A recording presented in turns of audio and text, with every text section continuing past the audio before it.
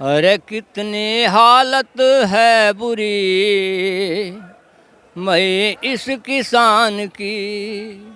अरे उदासी सी छा गई आ गई आफत जान की। रे कितनी हालत है बुरी भाई इस किसान की।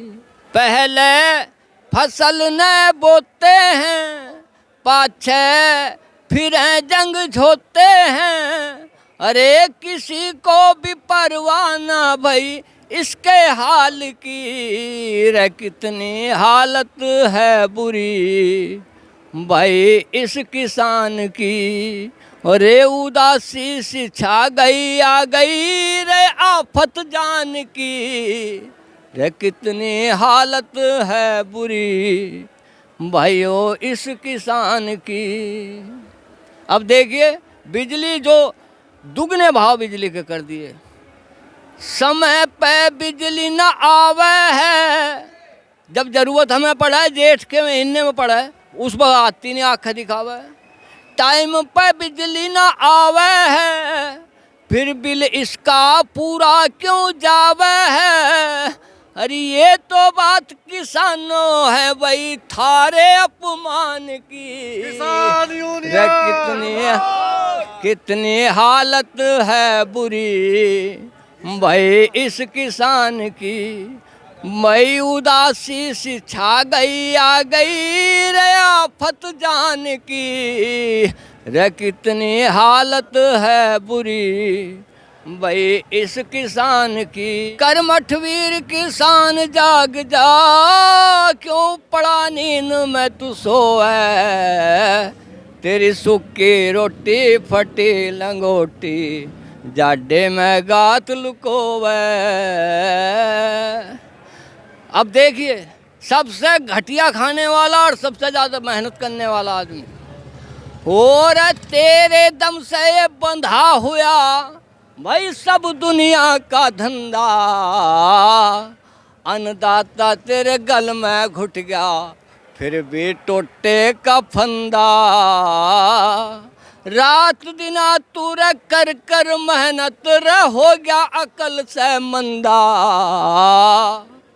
अरे दोपहरी में काम कर कर के तू आँखों से भी हो गया अंधा।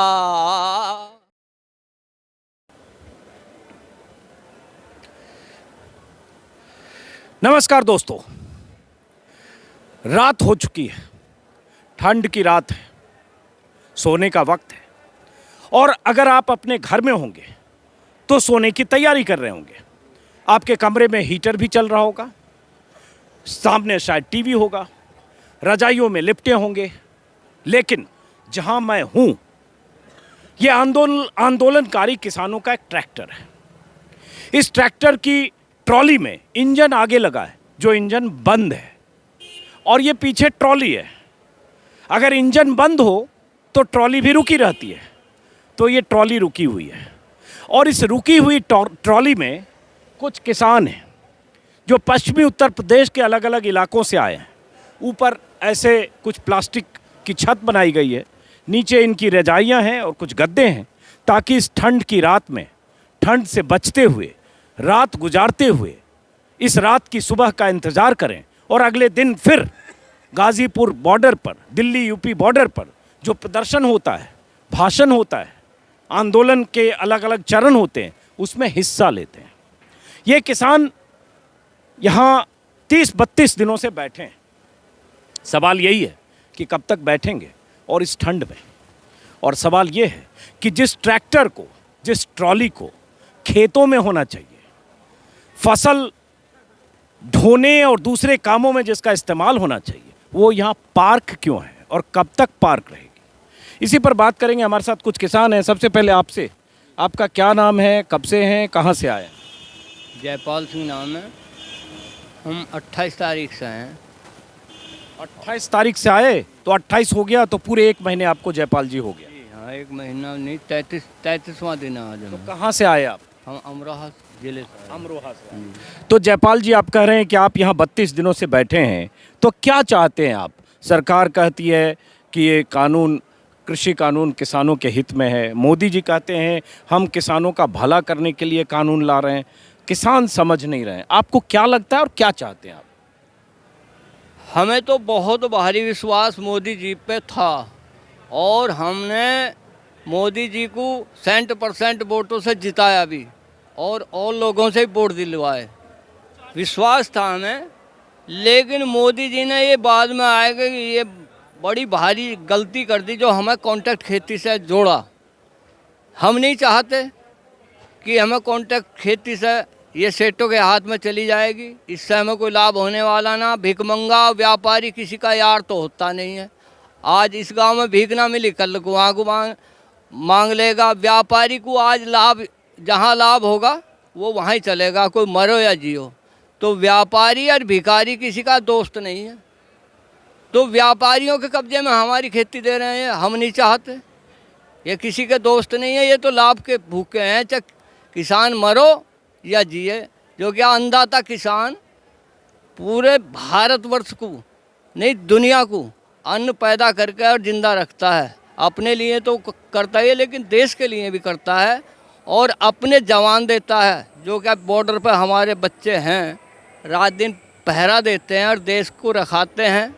हम खेतों में अनाज कमाकर देश का भला करते हैं, हमें मिलता, फिर भी हम गरीब के गरीब हैं। जयपाल जी, आपने कहा कि आप कॉन्ट्रैक्ट खेती के लिए खेत नहीं देना चाहते, या जो भी जितनी बातें आपने बताई, साथ में एक बड़ी बात आपने कही कि आपने मोदी जी को ही वोट दिया था, उनको जिताया था, कहा ना आपने। तो फिर मोदी जी पर भरोसा करिए। आपको कॉन्ट्रैक्ट फार्मिंग, मोदी कह रहे हैं कि ज़बरदस्ती तो हम कॉन्ट्रैक्ट फार्मिंग उस कानून में नहीं है। जो कॉन्ट्रैक्ट फार्मिंग में जाएगा, जो जाना चाहेगा वो जाएगा, नहीं तो उसके लिए फ्री है। तो ये आप लोग मोदी पर भरोसा क्यों नहीं कर रहे? नहीं, भरोसे का तो अब काम ही नहीं किया इन्होंने। भरोसा कैसे कर लें? हमारे यहाँ एक मिल है छोटी सी, उसने कॉन्ट्रैक्ट करके थोड़े थोड़े आलू बुआ लिए और वो आलूओं के साथ में उन्होंने एक छल्ला बना दिया कि जो आलू इसमें निकलेगा उसका भाव हम तुम्हें देंगे, और जो बारीक आलू और मोटा आलू वो किसान के खेतों में पड़ा रह गया, उसका कोई रेट ही नहीं। और पैसा उन्होंने अपनी मर्जी से दिया। भाव था बाज़ार में 1300 रुपये क्विंटल, उन्होंने 800 रुपये में बहका दिया। तो जब वो एक इतना सा व्यापारी हमारे साथ छल कर रहा है, ये तो बहुत बड़े व्यापारी अडानी अंबानी, हम कैसे विश्वास कर लें? हम नहीं चाहते। देखिए, बहुत इंपॉर्टेंट बात कही आपने, इन्होंने, जयपाल जी ने, कि आलू के लिए छल्ला बना लिया। हाँ, और जो उस छल्ले मतलब आलू के साइज के लिए कितनी दिलचस्प बात कही। और ये फैक्ट है, कॉन्ट्रैक्ट फार्मिंग के खतरे की तरफ जयपाल जी बता रहे हैं। और एक खबर अभी 4 दिन पहले मध्य प्रदेश से आई कि मध्य प्रदेश में फॉर्च्यून नाम की कंपनी से बहुत सारे किसानों ने कॉन्ट्रैक्ट फार्मिंग का कॉन्ट्रैक्ट बनाया और उसके बाद उन किसानों ने धान पैदा किया। उस धान के लिए कीटनाशक भी उस कंपनी ने दिया और उसके बाद उस कंपनी ने धान के सैंपल को रिजेक्ट कर दिया। खेतों में धान क्विंटल के क्विंटल पड़े हुए हैं। कॉन्ट्रैक्ट फार्मिंग के कॉन्ट्रैक्ट पेपर किसानों के पास फाइल की शक्ल में है। अब किसान के पास 2 चीज़ है, कॉन्ट्रैक्ट पेपर फाइल में है, खेत में क्विंटल के क्विंटल धान है। कंपनी कह रही है धान का सैंपल हमारे पैमाने पर फिट नहीं है और उस धान को कैंसिल कर दिया लेने से। ये ऐसी जानकारियां, ऐसी खबरें पंजाब से या एमपी से, और अब ये बता रहे हैं आलू को लेकर। यही आशंका किसानों को है कि कॉन्ट्रैक्ट फार्मिंग जब होगा तो उसकी बहुत सारी शर्तें होगी और उन शर्तों पर कॉन्ट्रैक्ट होगा, और जब खेतों में फसल पैदा होगी उसके बाद उस पैदा हुई फसल को उस पैमाने पर कंपनी रिजेक्ट कर सकती है। ऐसे जैसे 100 किलो अगर आलू हुआ, 40 किलो कंपनी के पैमाने पर आलू पास है, बाकी उस छल्ले से नहीं गुजरा जिसका ये जिक्र कर रहे हैं, वो 60 किलो आलू किसानों के माथे पर है। यही आप करें। तो ये आपके इलाके में आलू की को लेकर कॉन्ट्रैक्ट फार्मिंग हुई है? जी हाँ, हुई है। तो अब आप बताइए, बाकी लोगों से बात करने से पहले बीच में बताऊं कि किसानों ने ऐसे बचने के कैसे ठंड से इंतजाम किए हैं। पीछे 3 लोग सो रहे हैं और ट्रैक्टर, एक बार मैं अपने कैमरा सहयोगी अभय से कहूँगा बाहर की भी तस्वीरें ज़रा दिखाएं। ये NH-24 के फ्लाईओवर मतलब एलिवेटेड रोड के नीचे के पुल के नीचे हम लोग हैं और ट्रैक्टर की ट्रॉली पर बैठे हैं, जैसा कि मैंने आपको बताया। अब वापस लौटते हैं अभय किसानों पर। तो आपने कहा कि आपने मोदी जी को वोट दिया। मोदी जी कह रहे हैं कि हम देश और किसान की चिंता में ये सब कर रहे हैं, और बहुत बार संवाद करके किसानों से बात करें। आप क्या कहना चाहते हैं मोदी जी से? आप देखिए, मक्का का किसान जो पिछले वर्ष मक्का 1800 2000 बिकी, इस साल 800 और 1000 रुपये में मक्का ने धक्के खाए हैं 800 रुपये में। और धान जो इन्होंने 1868 रुपये का रेट निकाला, वो 800 और 1000 रुपये कुंटल में हमें बेचना पड़ा। आज भी मेरा धान ऐसी पड़ा है, समझे। तो ये तो मतलब इन्होंने ऐसा कर दिया किसान को। और जब इनके कब्जे में कॉन्ट्रैक्ट पूरी आ जाएगा ना, तो ये जो मर्जी होगी वो भाव लेंगे, और किसान को तो दुर्दशा बिल्कुल ख़राब कर देंगे। ये हम बता दे रहे हैं। इन्होंने सारा किसान को तो ऐसे नचोड़ दिया जैसे कपड़े को नचोड़ देते हैं। हमें विश्वास बिल्कुल नहीं है। 2 फसलों में ही दिख गया हमें तो, मक्का का और धान का, 2 ही फसलों में। तो आने वाली फसलों में जब पक्की गारंटी इनकी हो जाएगी, तो हमें तो ये कहीं के छोड़ ही नहीं सकते। तो ये भरोसा नहीं है सरकार पर, सरकार की नीति पर, और जो किसानों की दुर्दशा का इतिहास है और जो अतीत है, उससे इनकी आशंका है कि अब तक, जब तक कॉरपोरेट घराने या बड़े पूंजीपति फूड चेन में नहीं हैं, तब ये हाल है।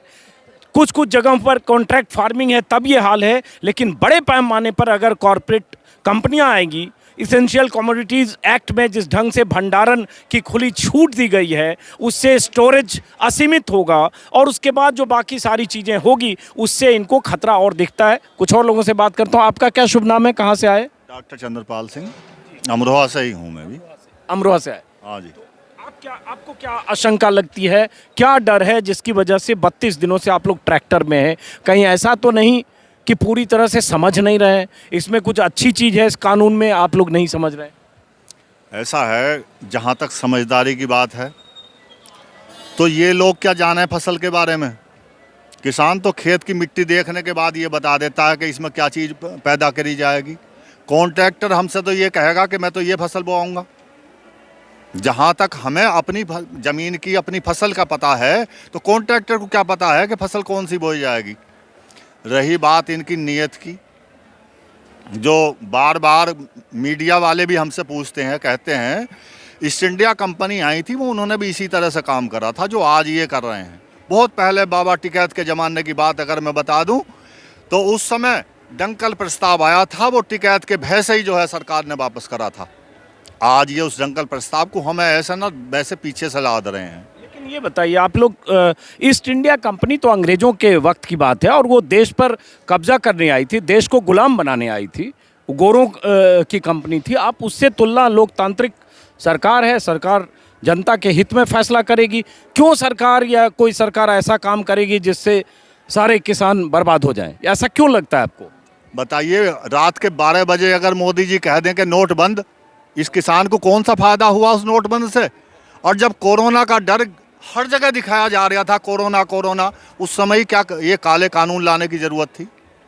अगर ये कानून बनाना ही था तो किसानों से पहले बात कर ली जाती, कोरोना ख़त्म होता, उसके बाद ले आते इस कानूनों को। हमें ये जो कानून है ये ना चाहिए, ज़्यादा मांग ही ना रहे, दे क्यों रहे इन्हें ना जाएगा। ये तो बताओ, जब हमने इनकी सरकार बनवाई तो हम लड़ेंगे किससे? हमारा तो हक इनसे तो लड़ने का है। इन्होंने, नालायकों ने ऐसा काम कर दिया। मतलब और साल तो पेमेंट सीजन चलने से पहले मिल जाता था, और अब का बिल्कुल नहीं मिला है, और भाव बिल्कुल नहीं लिखा गया। बताओ। मोदी जी तो आपने मोदी जी, योगी जी दोनों को वोट दिया था? हाँ हाँ, दोनों को बहुत जोर से। बहुत जोर से मतलब कैसे? हर मोदी घर घर मोदी, हर मोदी घर घर मोदी। हमारा तो इन्हें बंटा ढाल कर दिया बिल्कुल। एक मिनट। तो आप हर मोदी घर घर मोदी नारा लगाए? खूब लगाया, आप ना लगाने के। देख लीजिए, बोल रहे हैं हर मोदी घर घर मोदी का नारा इन्होंने भी लगाया, अब न लगाने के? नो, अब तो व्यापारी आदमी है, ये व्यापारी से, भिखारी से यारी कतई नहीं, बिल्कुल भी। कौन व्यापारी है? ये व्यापारी तो खड़े कर दिए इनके, यार लगे, रिश्तेदार लगे हैं। सारे गुजरात के ठग इकट्ठे हो गए, सारे गुजराती हैं, अंडानी अंबानी सारे सब। किसान की लड़ाई जो है नहीं लड़ तो हम रहे हैं, लेकिन लड़ना तो आम जनता को चाहिए हमारी साथ। लाभ उन्हें भी ज़्यादा है, हम तो अपनी गुजर कर लेंगे किसान, लेकिन जो उपभोक्ता है ना, रोज़ पका खाएगा, हंडिया रखेगा चूल्हे पर, जाएगा आटा लेने, 100 रुपए का पैकिंग मिलेगा 1 किलो का। जब पता चलेगा इस जनता को भी, किसान तो फिर भी बच जाएगा। लड़नी तो हर जनता को चाहिए ये लड़ाई, मतलब लाभ तुम्हें ज़्यादा है। तो आपको डर मतलब व्यापारियों के आने से है कि जो प्राइवेट व्यापारी आएंगे, कारोबारी आएंगे, उसका डर है। बाकी लोगों से आपके पास फिर आता हूँ। अभी किसी ने बताया कि आपने गन्ने पर कोई कविता भी लिखी है, वो भी आपसे बात करेंगे। तो मोदी जी की सोच पे है। मोदी जी ने वायदा किया था कि किसान की आय दोगुनी करेंगे। हमारी सभी फसलों का जब से सरकार बनी है रेट तो वही है, गन्ने का रेट वही है, आलू का रेट वही रहा, गेहूं का रेट वही है लगभग, और आमदनी के खर्चे दुगने हो गए, उसकी लागत खाद का दुगना रेट कर दिया, बिजली के बिल चौगुने कर दिए, तो उससे किसान की आय दुगनी पे किसान तो आधा हो गया। फसल लागत ज़्यादा रेट कम, तो भाई जब उन्होंने लाभकारी मूल्य कह रहे तो दुगना करेंगे, हम तो आधे में भी नीचे पहुंचा दिया, तो अगला क्या विश्वास करें उन पर हम, ये बताइए आप। तो आधे पे मोदी जी ने पहुंचा दिया लगता है। उनकी नीतियों ने पहुंचाया है भाई। उन्होंने कहा वायदा करा था कि भी तुम्हारे हम आय दोगुनी करेंगे। 15 लाख का वादा करा था मोदी ने कि 15 लाख आएंगे हर एक इंसान के खाते में। वो 15 तो 15, वो तो हम आधे दे देता, हम तो जब भी खुश थे। देखो हम तो ये कह रहे हैं कि साहब एमएसपी के कानून बना दिए जाए ये, और तीनों कानून को वापस कर लें, नहीं तो 26 जनवरी को तिरंगा हाथ में लेकर चारों तरफ से दिल्ली में बढ़ेंगे, और तब देखेंगे कितनी गोली चलाते हैं, कितने डंडे चलाते हैं, कितनी पानी की बौछार चलाते हैं। हर हालत में कानून वापस चाहिए। अच्छा, अगर कानून वापस नहीं लिया, जो लगता है कि सरकार ये कानून वापस नहीं लेगी, तो अभी तो आप लोग 30-32 दिन से ऐसे ट्रैक्टर में बैठे हैं, इस ट्रॉली में बैठे हैं, ठंड पड़ रही है, मैं देखिए इतना पहन के आया हूँ, आप लोग ऐसे बैठे हैं, और फिर ये 2 महीने 3 महीने ऐसे तो नहीं बैठे रह सकते। नहीं, वो तो टिकैत जी ने पहले ही कह दिया ना, 26 जनवरी को जाएंगे, वहीं जाएंगे 26 जनवरी को। टिकैत जी ने कह दिया, बार बार कह रहे हैं वो टिकैत जी इस बात को, भाई 26 जनवरी को किसान चलेगा उसी वेशभूषा में। वो आज़ादी का दिन है, वो उस दिन तो ये ना रोकेंगे, किसान वहाँ पहुँचेगा, जाके झंडा किसान ही फहराएगा। दिल्ली में तो कई बार किसान ने झंडा फहराया है। भाई ये लड़ाई जो है व्यवस्था, जो हम हकीकत की बात बता रहे हैं ना, ये लड़ाई आज किसान की और सेठों की है। किसान और सेठों की लड़ाई है। आपने अभी कोई बता रहे थे, आपने गन्ना किसानों पे कोई कविता लिखी है। कविता विता कुछ ना है, ऐसे जो भी है सुनाइए। हाँ, अरे कितनी हालत है बुरी मैं इस किसान की, अरे उदासी सी छा गई आ गई आफत जान की, रे कितनी हालत है बुरी भाई इस किसान की। पहले फसल न बोते हैं, पहले तो फसल को बोता है आदमी, फिर जंग जोनी पड़ा है, वही महाभारत खेलना पड़ा है। अब साल भर हो गया, गन्ने का पैसा नहीं मिला, बताओ अगले का भाव नहीं लिखा। 17 बार गन्ना लिख रहा है किसान के हाथ में को, तो बताइए। पहले फसल न बोते हैं, पाछे फिर जंग झोते हैं, अरे किसी को भी परवाह ना भई इसके हाल की, रे कितनी हालत है बुरी भाई इस किसान की, अरे उदासी सी छा गई आ गई रे आफत जान की, रे कितनी हालत है बुरी भाइयों इस किसान की। अब देखिए बिजली जो दुगने भाव बिजली के कर दिए, समय पे बिजली न आवे है, जब जरूरत हमें पड़ा है जेठ के महीने में पड़ा है, उस पर आती नहीं आँखें दिखावे। टाइम पे बिजली न आवे है, फिर बिल इसका पूरा क्यों जावे है, अरे ये तो बात किसानों है भाई थारे अपमान की। रे कितनी हालत है बुरी भाई इस किसान की। मई उदासी सी छा गई आ गई रे आफत जान की। रे कितनी हालत है बुरी भाई इस किसान की। जब मंडी में ये अनाज लेकर जावा है जब क्या हाल हो है।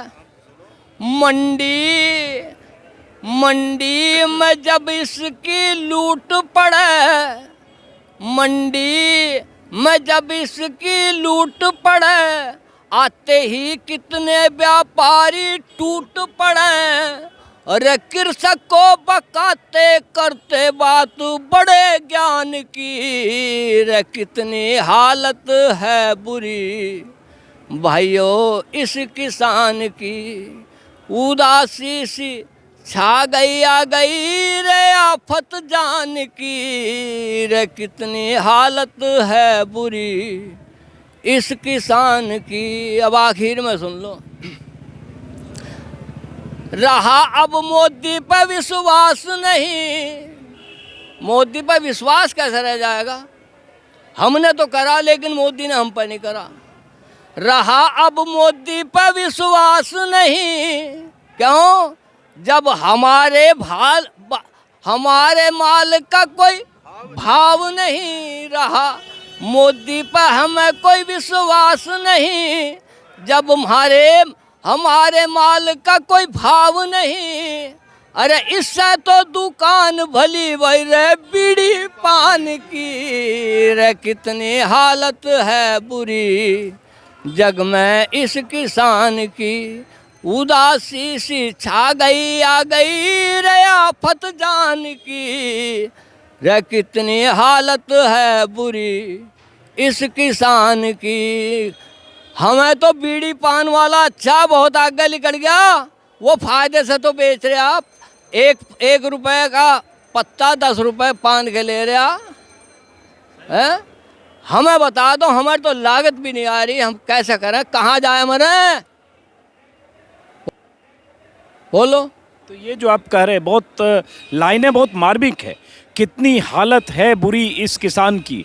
और उसके बाद इस कविता में मंडी में जो किसानों के साथ लूट होती है, किस तरह से फसल उपजाने में किसानों की दिक्कत होती है, खेती में परेशानी, हर परेशानी को इस कविता में पिरोकर कितनी हालत है बुरी इस किसान की इन्होंने सुनाई। ये कविता किसकी है? ये आपने लिखी है? हाँ। अच्छा, कविता इन्होंने खुद लिखी और इसका जो पूरा बोल और ये सुर आपने बनाया है? हाँ जी। अरे सैया ले गई जिया तेरी पहली नज़र, ये तर्ज है। मुँह पे ऐसा जादू की ना तूने ओ जादूगर के सैया ले गई जिया। इसी सुर पे आपने इस कविता को इसी सुर पर बिठाया? जी जी जी हाँ, तो ये जो सुना रहे हैं ये भी जरा सुना दीजिए। यही तो तर्ज थी इसकी। तो जरा ये गाना भी सुना। बस तर्ज ही तो सुनाने हैं। अच्छा, सैंपल सिर्फ दे रहे हो आप किसी पर आपने। तो और भी कविता लिखी है? हाँ हाँ। और कोई कविता सुनाइए फिर। किसान का ये चेहरा भी देखिए। जीवन के कई रंग होते हैं, किसानों के भी कई रंग हैं। और जब कई रंग जब सामने आते हैं तो बहुत सारे लोगों को तकलीफ होती है, पेट में दर्द होता है कि किसान हंस रहे हैं, किसान ठहाके लगा रहे हैं, किसान अच्छा खाना खा रहे हैं, किसान लंगर में खा रहे हैं, किसान कंबल में ओढ़ रहे हैं, कंबल में बैठे हैं। और उसके बाद बीजेपी का कोई सांसद तो कह देता है किसानों को गर्म पानी मिल रहा है, अच्छी रजाई मिल रही है और गाँव के ठलुए आकर बैठे हैं। ये कहा था दक्षिण दिल्ली के बीजेपी सांसद रमेश बिधूड़ी ने। तो रमेश बिधूड़ी और ऐसे सांसदों और नेताओं को देखना चाहिए कि ये चेहरे हैं जो भारत के चेहरे हैं, इस देश की नुमाइंदगी करते हैं, देश के किसानों की नुमाइंदगी करते हैं। ये वो चेहरे हैं जो अन्नदाता हैं और फसल उपजाते हैं, गेहूं, चावल, चना, और वही हमारी और आपकी थाली में, हमारे और आपके घरों में वही अनाज पहुंचता है, उसी से हमारा पेट भरता है। लेकिन जब ये किसान अपने हक की लड़ाई के लिए या कृषि कानूनों में जो इन्हें डर है उसके खिलाफ आंदोलन कर रहे हैं तो इन्हें क्या क्या कहा जाता है आप सब जानते हैं। आपको पता होगा कि किसानों को क्या क्या कहा जा रहा है आजकल। किसान को तो ये नक्सलवादी भी बता रहे हैं और ये कह रहे हैं ये किसान नहीं है, नकली किसान। नकली किसान है। असली उनके पास हैं जो भट्टे पैसा ला ला के लेबर 100 रुपए में यहाँ दिखाए तो दी उन्होंने। असली तो ये है जो हैं यहाँ। बीजेपी वालों ने दिखाया, हाँ? बीजेपी वाले खड़ लिए इकट्ठे, ये गांव में छोड़ दिए इन्होंने बीजेपी वाले आदमी और किराए पर लाए ये किराए पर। हो रे कर्मठ वीर किसान जाग जा, क्यों पड़ा नींद में तू सोए। अरे तेरी सूखी रोटी फटी लंगोटी, जाडे में गात लुकोए। कर्मठ वीर किसान जाग जा, क्यों पड़ा नींद में तू सोए। तेरी सूखी रोटी फटी लंगोटी, जाडे में गात लुकोवे। अब देखिए सबसे घटिया खाने वाला और सबसे ज़्यादा मेहनत करने वाला आदमी, और तेरे दम से ये बंधा हुआ भाई सब दुनिया का धंधा। अन्नदाता तेरे गल में घुट गया, फिर भी टोटे का फंदा। रात दिना तू रे कर कर मेहनत रे हो गया अकल से मंदा। अरे दोपहरी में काम कर कर के तू आँखों से भी हो गया अंधा। और सारी पूंजी लगा के खेतों में रे फिर भी ना वापिस आवे। तेरी सूखी रोटी फटी लंगोटी, जाडे में तू गात लुकोवे। कर्मठ वीर किसान जाग जा, तू क्यों पड़ा नींद में सोए।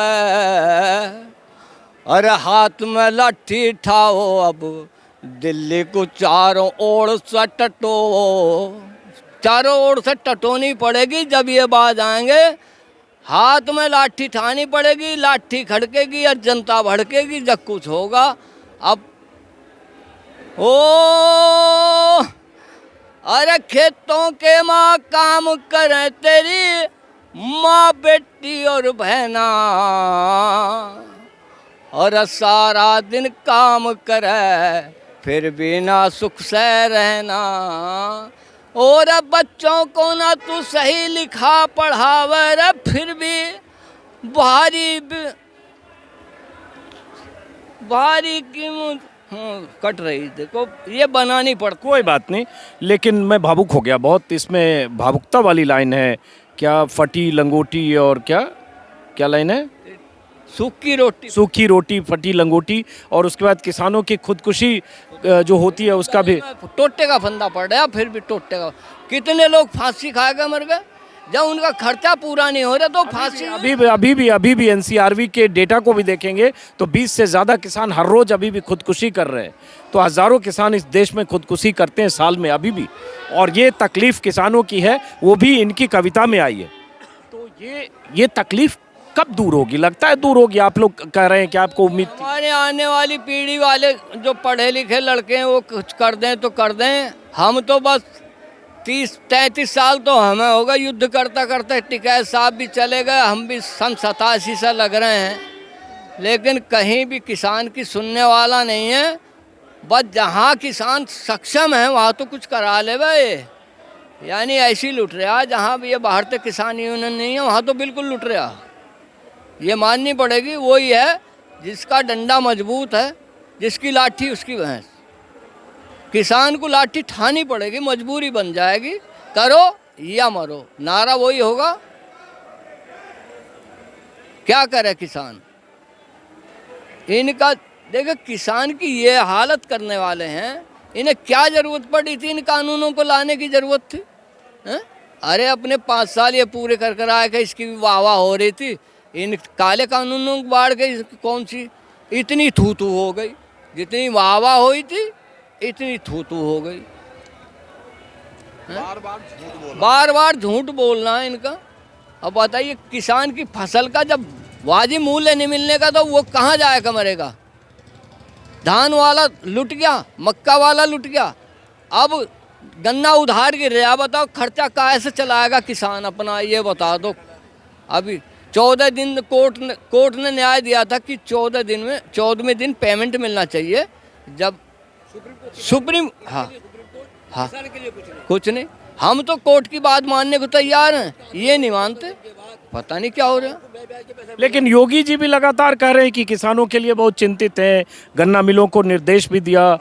तो बढ़िया बात है। देखो योगी जी की बात आ गई, कितनी बड़ी अच्छी बात है। योगी जी इतने चिंतित हैं कि हमारा गन्ना पड़ते पड़ते 2 महीने हो गए, अभी तक रेट भी घोषित नहीं करा। योगी जी को इतनी चिंता है इस किसान की, पिछला पैसा नहीं मिला, गन्ने का पिछला पैसे को किसान रो रहा है, झीक रहा है, धरने प्रदर्शन कर रहा है, लेकिन पिछला पैसा ना कोई आदमी है ऐसा। हम यहाँ चलो दिल्ली में हैं, अगर एक बीड़ी का मंडल अगर लेने चले जाएं, सिगरेट लेने चले जाएं, कोई दे देगा हमें उधार, हमसे पहले कह देगा कि इतने रुपए का है ये, और हम गन्ना बेमतलब ऐसे ही डाल जाते हैं। और जो कॉन्ट्रैक्ट की बात कर रहे हैं ना, ये कॉन्ट्रैक्ट तो हमारे गन्ने का पहले से कर रखा है इन्होंने। जो प्राइवेट लांबी है जितनी, जैसे पहले से भी ये प्राइवेट में पहुंचाना चाह रहे हैं। आज करेसर कोल्लू गांव में, देहात में करेसर कोल्लू चलते हैं प्राइवेट तौर पे, वो 200, 250, 180 तक भी उन्होंने गन्ना खरीदा है। तो अगर जिस दिन हम प्राइवेट में चले जाएंगे तो उस दिन हमारे गन्ने का भी वही हाल होगा। चलिए, तो ये आपने अलग अलग किसानों को सुना। ट्रैक्टर पर किसान बैठे, रात के करीब 9:30 बजने जा रहे हैं, सोने का वक्त है। बहुत सारे लोग आप सो चुके होंगे और आपने सुना, आपने बहुत अच्छी कविता लिखी है, हालांकि बहुत मार्मिक है और उसमें दर्द है एक किसान का, और उस दर्द के भी कई आयाम, कई पहलू हैं। इसको सुनिएगा दोबारा तो आपको समझ में आएगा कि हर लाइन में कविता के ज़रिए क्या कहने की ये कोशिश कर रहे हैं। और अगली बार किसी टेलीविज़न चैनल पर किसी एंकर, किसी एडिटर या बीजेपी के किसी प्रवक्ता की तरफ से आंदोलन में बैठे किसानों को लेकर, धरने पर बैठे किसानों को लेकर, कृषि कानूनों के खिलाफ प्रदर्शन कर रहे किसानों को लेकर अगर ऐसी बात कही जाए कि ये देशद्रोही हैं, ये चीन और पाकिस्तान के एजेंट हैं, ये माओवादी हैं, ये नक्सलवादी हैं, इनके पीछे राष्ट्रद्रोही हैं, तो आप इन चेहरों को ज़रूर याद करिएगा और इनकी कविता की लाइनों को याद करिएगा। और ये यूपी के अमरोहा के रहने वाले हैं, इनका चीन और पाकिस्तान से कोई रिश्ता नहीं है। चीन और पाकिस्तान से कोई कनेक्शन तो नहीं है आपका? अरे हमारा हमने तो देखे भी ना चीन पाकिस्तान कैसे जाए हैं, हमने तो अपना दिल्ली तक ही देखे हैं। हमारा खेत का काम है हमारा तो, या दिल्ली तक भी हमारा कोई आंदोलन हुआ तो दिल्ली में आ जाए। चलिए, मैं सिर्फ तंज में ये कह रहा था। चलिए इस वीडियो को ख़त्म करते हैं दोस्तों, फिर मुलाकात होगी किसानों के बीच से, किसानों के किसी और मोर्चे से। किसान आंदोलन के अलग अलग पहलू मैं हर रोज़ आपको दिखाता हूँ। फिलहाल शुभ रात्रि, फिर मुलाकात होगी। नमस्कार।